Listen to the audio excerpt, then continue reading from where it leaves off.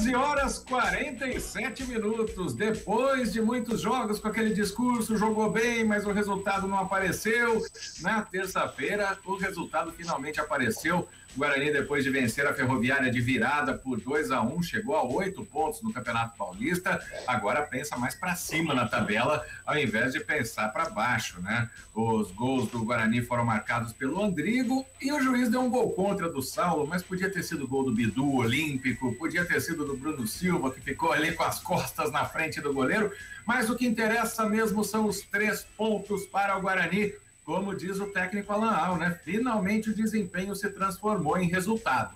E a gente estava querendo essa vitória, eu acho que talvez mais do que nunca na nossa vida, porque fizemos bons jogos, poderíamos ali pelo menos ter somado 2 pontos nos últimos 2 jogos e infelizmente não saímos com a vitória. A gente teve um momento ali de frustração depois dessas partidas, mas a resposta que a equipe deu durante esses trabalhos aí, desses 3 dias que nós tivemos, foi uma coisa impressionante. Todos os jogadores se dedicando, todos os jogadores assumindo a responsabilidade e acreditando no trabalho. E hoje a gente teve uma postura tática quase perfeita, né?